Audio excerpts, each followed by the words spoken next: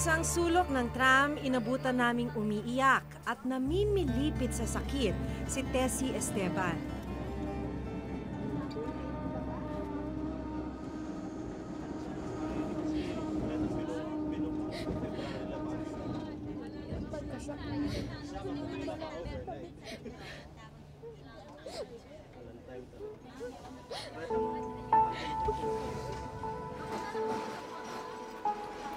Dalawampung taon ng household helper dito sa Hong Kong si Tessie. Pero nito lamang Setyembre nang matuklasang may malubha siyang sakit, stage 3 colon cancer.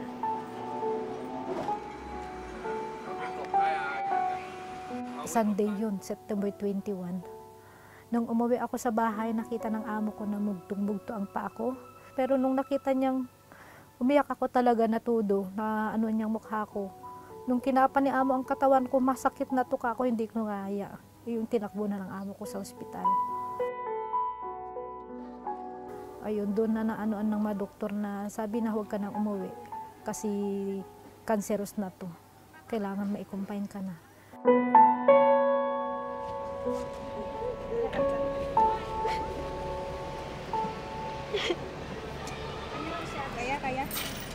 Kaya buhatin kita, kargahin kita. Kargahin nila. Okay. Dami ko ng pagsubok sa buhay pero ito ang pinakamabigat. Ito,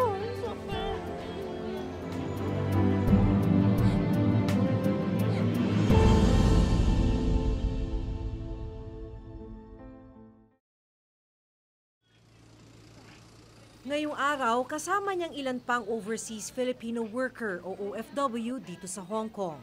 Sila ang umaalalay kay Tessie sa mga panahong hindi na siya halos makakilos dahil sa karamdaman.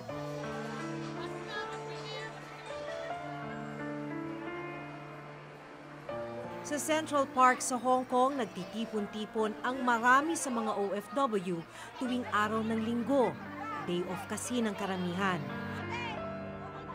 Pero para kay Tessie, araw din ito para humugot siya ng lakas ng loob sa mga kasamahan. sila ang gagabay sa'yo pag ikaw nasa kagipitan.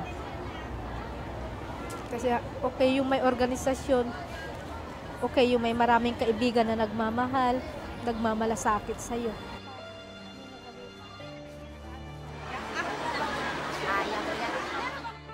Napakasakit sa amin na nangyari ito sa kanya dahil siya ay parang isa sa aming pamilya. Masakit at mahirap ang magka-cancer, pero mas mahirap raw na labanan ito kung malayo ka sa pamilya. Parang binagsakan ako ng buong mundo. Kasi hindi ko akalain na ganito na pala kalala. Hindi ko akalain na gano'n na pala kabigat. Kahit may nararamdaman ng sakit si Tessie noon, binaliwala niya ito dahil sa kagustuhang makatulong sa pamilya. Ako lang naman sumusuporta sa mga anak ko. Minsan, pag iniisip ko, pag wala na siguro ako, hindi ko alam kung anong kapalaran ng mga anak ko, lalo ng mga apo ko. Lalo wala pa naman silang masyadong hanap buhay sa Pilipinas.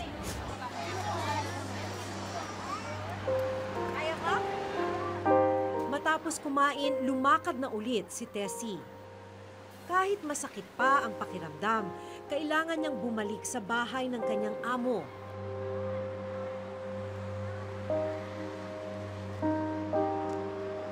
Habang may kontrata kasi siya bilang domestic helper, hawak rin niya ang Hong Kong ID.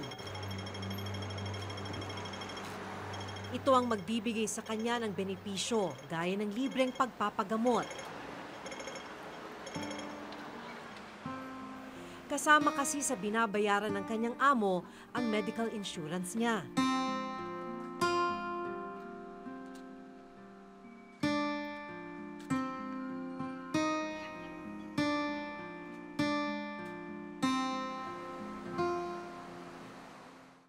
At hanggang ngayon, kahit pa natuklasan ng may cancer siya, kailangan pa rin daw niyang magtrabaho.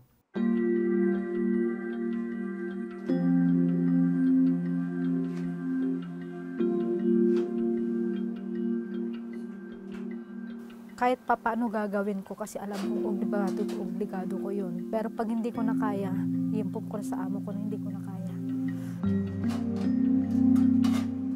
Kung meron sana ng trabaho sa Pilipinas, at malaki ang sahod, siguro wala nang pumarito sa abroad. Wala nang nagpaalila sa ibang lahi. Kaya nagsasakripisyo pa rin po ako para sa kapakanan ng pamilya ko po.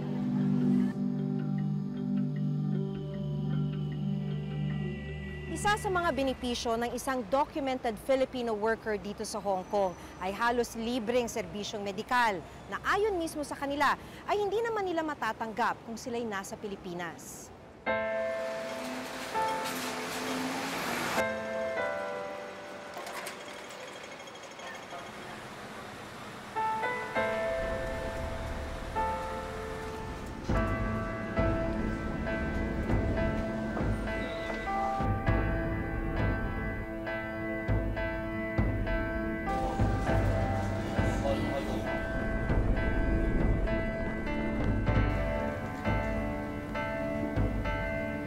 Apat na 45 minuto yung ferry ride mula Hong Kong patungo dito sa Lantau Island. Dito kasi nakatira si Aling Rosita, isa sa mga kababayan natin na ilang taon nang pabalik-balik para magtrabaho dito sa Hong Kong.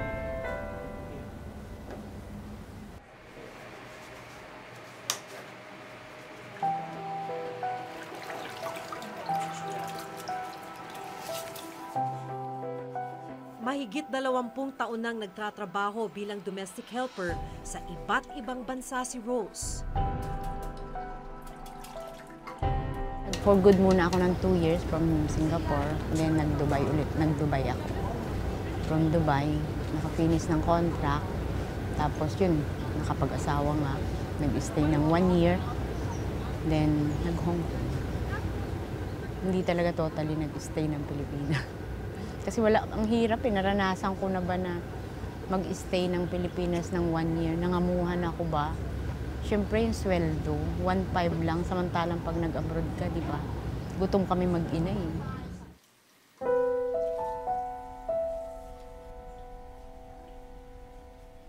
Para sa akin kasi, hanggat kaya ko pa rin magtrabaho, siyempre, kaya ko pa rin, kahit may nararamdaman, kaya ko pa rin kumilos.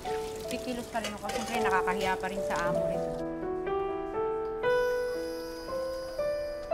Setyembre ng taong ding ito nang matuklasang may stage 4 ovarian cancer siya. Sabi niyo, lumalaki na yung tiyan ninyo. Hindi ko makarga yung alaga ko, doon ako nagtaka na.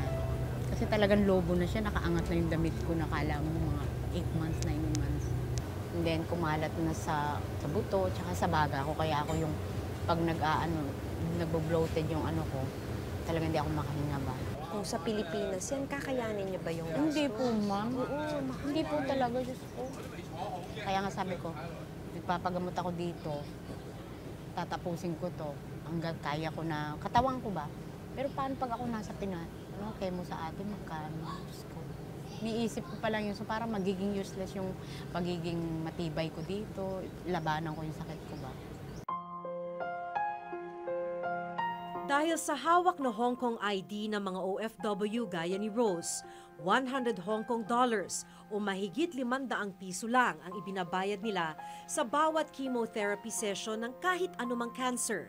Malayong malayo sa 10 hanggang 20,000 pisong chemotherapy session dito sa Pilipinas. Maging operasyon, sagot ng kanilang medical insurance. Samantalang dito sa Pilipinas, kahit may PhilHealth card, may mga gamot sa cancer na hindi naman sagot o sakop nito.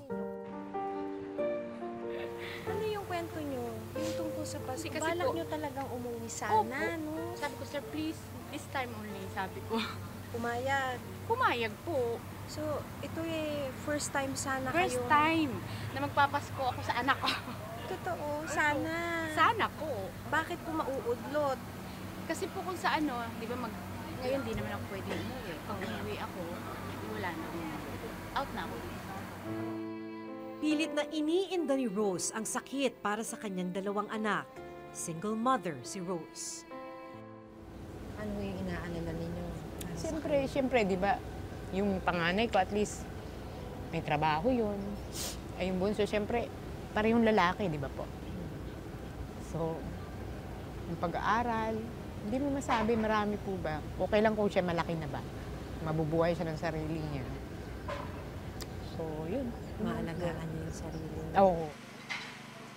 Pero ang mas pinangangambahan ni Rose, hanggang Enero na lang ang kontrata niya dito sa Hong Kong.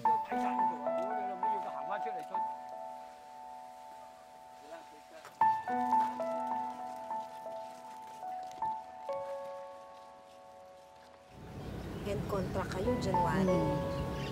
Yun, medyo ando na yung parang nawawala ng pag-asa ako ba? Dahil, Kasi po, siyempre, pag tapos na, kailangan ko umuwi na. Kung abutin ako ng January, o kung abutan ko yung opera na yun, mas maswerte. Pero kung hindi, sa atin na kung ano pa-opera ko, kasi ibig sabihin mo, pagka nag-end contract, mawawala na kayo ng benepisyo ng Wala na. papagamot ninyo. as in po, wala na po.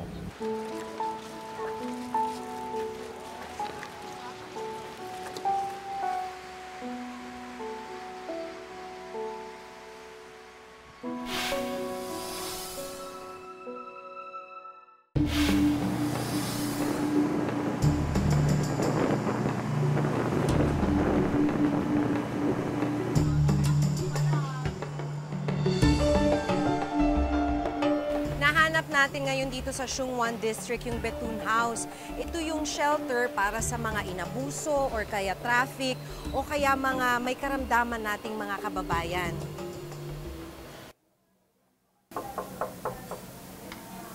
Hi, ma'am. Good morning. Ilan lang ito dun sa mga maleta ng mga tumutuloy dito sa Bethune House. Sabi nga nila, sa sobrang dami minsan ng mga sumisilong dito sa Bethune House, wala nang mapaglagyan ng mga maleta.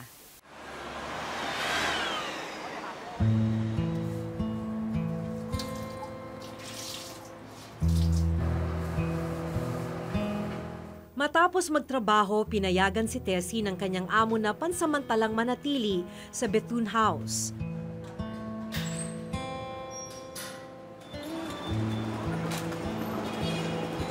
Mas lumulubha raw kasi ang sakit na nararamdaman niya dulot ng stage 3 colon cancer. Kaya kanina, sinimpong ko kay amo na dito ako matutulog. Parang just in case lang, may karamay ako kung umatake na naman ang sakit. Kasi pag umatake ang sakit, talagang parang hindi ko na kaya. Ano mo yung gamot na yan? Ma'am? Ito, yung anti-cancer po ito. Ang dami. Libre po yan, Mami? Pag kasi registered ka muna. Tapos i-check up ka kung ano. Tapos bibigyan ka nga nila. Ito, oh. May ID ka.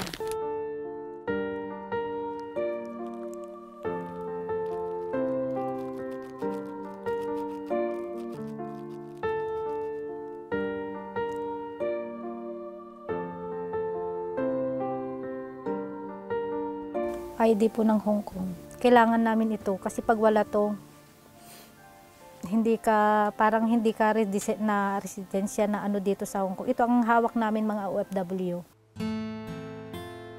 Kung may sakit ka, bakit importanteng hindi ma-terminate ang kontrata mo? Kapag nawalan ka ng trabaho, inire-report sa immigration, ang immigration sasabihin yan sa hospital authorities. At ang hospital authorities sasabihin na, prosado kaming sabihin sa'yo, ikaw ay hindi na regular worker ng Hong Kong. Kasi Oo. pag umuwi ka sa Pilipinas na may cancer ka, Oo. Ay, sus. Ay, mag-antay ka na lang. Yan ang problema, di ba? Sa tala ng Filipino Migrants Cancer Support Society, mula taong 2007 ay may 16 na cancer survivor na OFW sa Hong Kong. Ang malungkot, nasa 30 OFW ang binawian ng buhay dahil sa cancer. Ilan sa kanila namatay pagkatapos umuwi sa Pilipinas.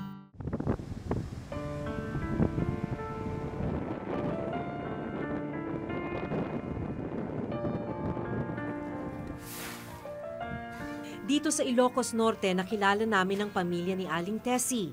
tatlo ang kanyang anak. Maging sila labis ang pag-aalala sa kalagayan ng kanilang ina. 6 pa lang po ako nang umalis siya. Mga 23 years na po siya nandun. Hindi na raw po siya makalakad. Tapos na ginagamot-gamot na lang po.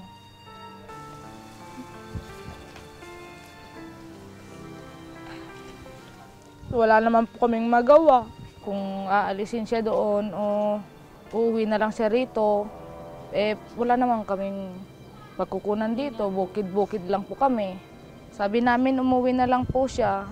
Kaso natatakot naman siya. Sabi niya, mamamatay ako pag wala akong gamot, sabi niya.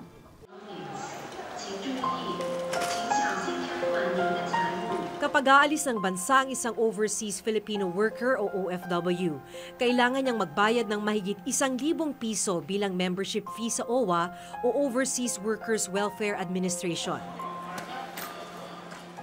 Ito ang ahensyang naatasang mga laga sa kapakanan ng mga OFW. Kasama sa benepisyong maaring makuha ang accident insurance, disability at burial assistance. Hindi nito sakop ang gamutan sa mga sakit gaya ng cancer.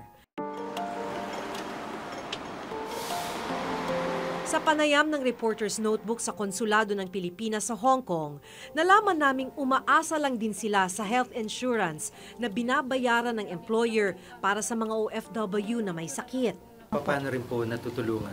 So in extreme cases po, for example, the worker, nagka-cancer po siya, the worker can avail of free cancer medication po and treatment po like chemotherapy and aftercare po dito sa Hong Kong, sa hospital po. Meron po ba tayong financial na pwedeng ibigay sa mga may sakit? Dito po kasi maganda yung health services po, public health services ng Hong Kong.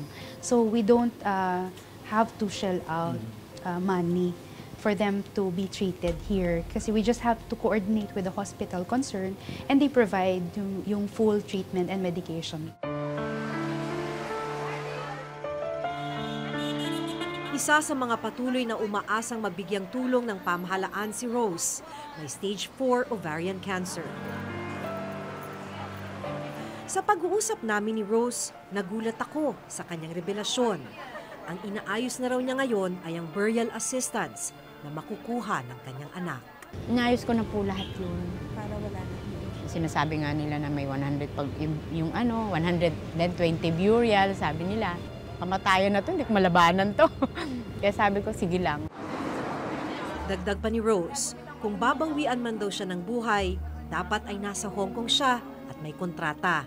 Dahil kung mawawala ang kanyang kontrata at babalik siya sa Pilipinas, walang makukuhang burial assistance ang kanyang mga anak. Kung natatakot naman ako makasurvive, kasi pag ako nakasurvive, di parang wala yung mga burial, yung mga benepisyo, di ba po? Ewan ko lang. Hindi ko na tinanong yun ba? Para tuloy natatakot akong mabuhay. Ang hiling lang niya ngayon makita ang kanyang 2 anak.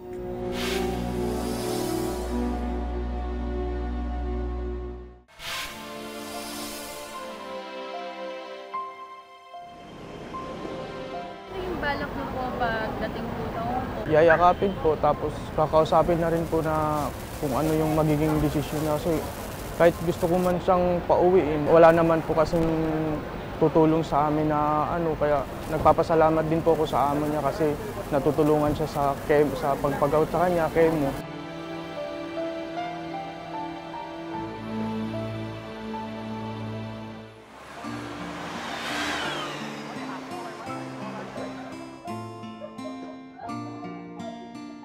Nakatulong ang OWA para makapunta ang mga anak ni Rose papuntang Hong Kong.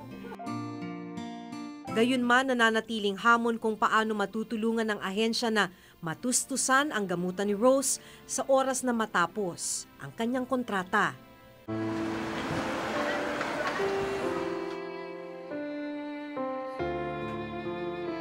Malungkot na hindi nahahanap ni Tessie at Rose ang oportunidad sa sariling bansa.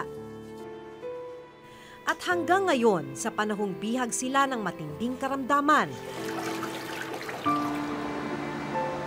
sa ibang bansa pa rin sila nakakaasa para sa serbisyong medikal na kanilang kailangan. kung okay lang ang ano natin sa Pilipinas at saka yung may hanap buhay tayo at maano yung sahod natin, talagang hindi na rin sana ako umalis sa Pilipinas. Kasi masakit ang mawalay sa pamilya. Lalo na yung mga anak mo iniwan mo na maliliit. Ang sakit talaga, pero sacrifice talaga ang ginagawa natin OFW. Gusto ko sana kung ako makasurvive ngayon, huwag naman sanang katulong ba ulit sa atin.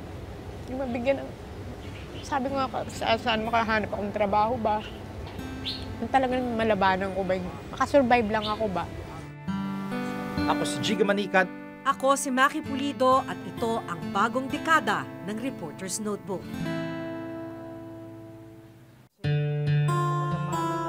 Sa susunod na linggo, at namimiss ko yung anak ko at asawa ko hindi batangan. Kasi anak ko lang at asawa ko, inspirasyon ko eh.